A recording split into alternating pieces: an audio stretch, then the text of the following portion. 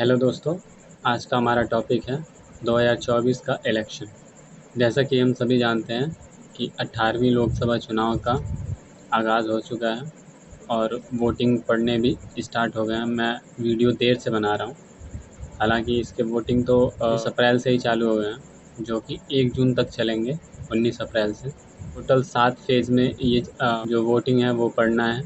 4 जून को वोटिंग की काउंटिंग होगी और 5 जून को इसका रिज़ल्ट आ जाएगा कि कौन सी पार्टी जीतती है। सबसे पहले हम ये बात करेंगे चुनाव है वो क्या है। जैसा कि हम सभी जानते हैं कि हमारा भारत देश एक लोकतांत्रिक देश है।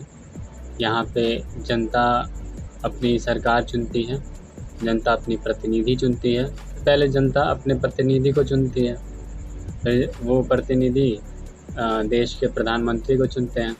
पहले हम जब मुग़ल थे हमारे देश में तो उनके ग़ुलाम थे, फिर अंग्रेज़ आए तो फिर उनके ग़ुलाम हुए। तो पहले तो राजतंत्र था जब मुग़ल थे, फिर उसके बाद से अंग्रेज़ आए, उन्होंने शासन किया, अंग्रेज़ों ने शासन किया अपने हिसाब से। वैसे जब हमारा देश 15 अगस्त सन 1947 को आज़ाद हुआ तो हमारा देश तो गणतंत्र है, यानी कि लोकतांत्रिक देश है।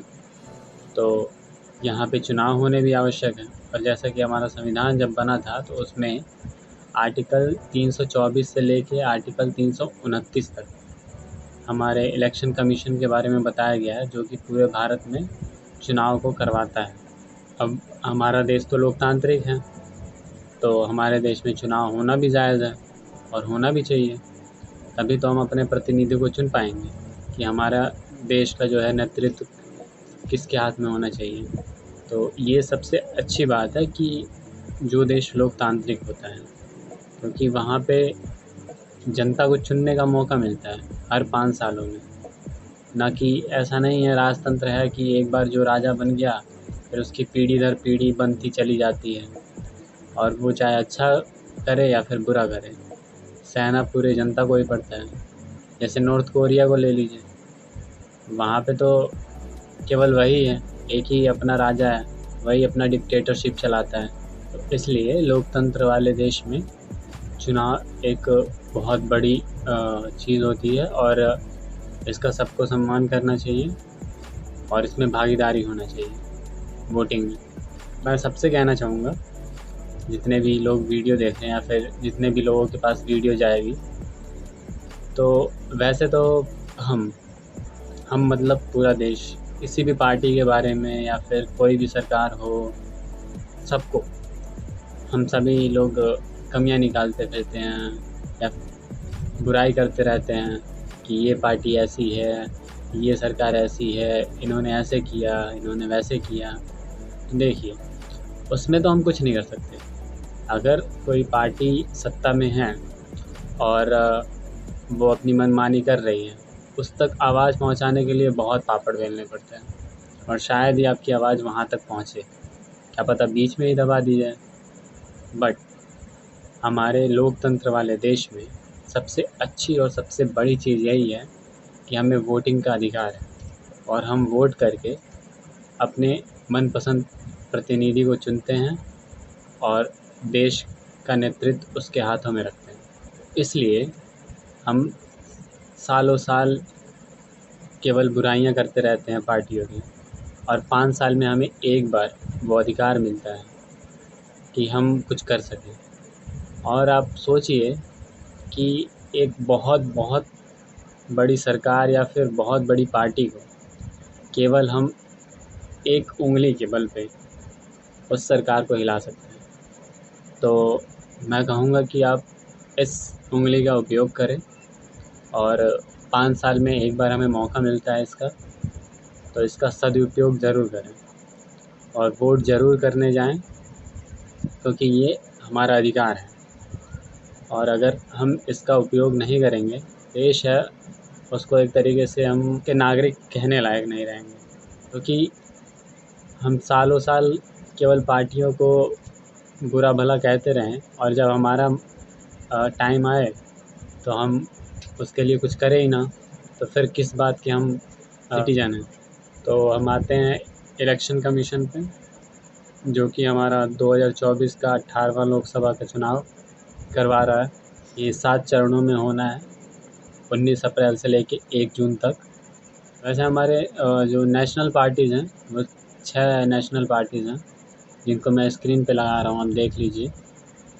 और बाकी और भी छोटी-छोटी पार्टियाँ हैं जो एक तरीके से इनके अंडर में हैं या फिर इनसे कोई अलायंस नहीं है, वो निर्दल हैं। मैं यही कहूँगा कि आप अगर चुनाव में वोट करते हैं तो आप ये मत देखिएगा कि वो इस बड़ी पार्टी का सदस्य है, ये इस छोटी पार्टी का सदस्य है, वो मैटर नहीं करता है। मैटर ये करता है कि आपके क्षेत्र में, आपके एरिया में कौन-सी पार्टी का जो प्रतिनिधि है वो काम करता है। ना कि केवल नाम हो कि ये बड़ी पार्टी से है तो हम इसे ही वोट देंगे, ऐसा बिल्कुल नहीं होना चाहिए। जो भी वो भले ही छोटी पार्टी से हो, पार्टी मैटर नहीं करता है, मायने ये रखता है कि वो काम करता हो, वो प्रतिनिधि जो आप चुन रहे हैं अपने क्षेत्र से। तो आप कभी भी पार्टी को देख के वोट ना करें, प्रतिनिधि को देख के करें कि वो आपके क्षेत्र में काम करता है या नहीं करता है, करेगा या नहीं करेगा। और वोटिंग टाइम में जब भी अगर कोई आपसे वोट मांगने आए तो आप उससे सवाल ज़रूर पूछें कि अगर आप जीतती है या फिर आपकी पार्टी जीतती है, आप जीतते हैं, तो आप हमारे लिए क्या करेंगे, हमारे क्षेत्र के लिए क्या करेंगे, क्या आपने योजना बनाई है। तो ये सवाल ज़रूर करें और फिर आप खुद डिसाइड करें कि मुझे किस प्रतिनिधि को या फिर किस पार्टी को वोट देना है। वैसे देखिए, हम हर एक छोटी से बड़ी चीज़ में बहुत कमियाँ निकालते हैं, बहुत चीज़ें करते हैं। अभी जैसे कि क्रिकेट चल रहा है, आईपीएल चल रहा है, उसमें भी हम कहते हैं कि अरे इसको तो ऐसे खेलना चाहिए, इसने ये बॉल मिस कर दी। तो मैं कहना यही चाहता हूँ कि वैसे हम लोग बहुत क्रिटिसिज़्म करते हैं किसी चीज़ को, या फिर कहते हैं कि ये चीज़ ऐसे होनी चाहिए, ये ऐसे होना चाहिए था, ये ऐसे गलत है। बट जब हमारी करने की बारी आती है तो हम या तो पीछे हटते हैं या तो उस ज़िम्मेदारी को पूर्ण तरीके से नहीं निभाते हैं। तो जैसा कि चुनाव में हमारा ये अधिकार और हमारी ये ज़िम्मेदारी है कि हम वोट करने जाएँ और वोट एक अच्छी पार्टी को ही करें, अच्छे कैंडिडेट को ही करें। मैं आप सबसे फिर से अंत में यही कहना चाहूँगा कि आप सभी के एरिया में जब भी वोटिंग पड़े, जिस भी फ़ेज़ में हो, 7 फ़ेज़ में होना है, आप डेट पता कर लीजिएगा अपने एरिया का कि कब से आपके एरिया में वोटिंग पड़नी है, और आप वोट करने ज़रूर जाएँ।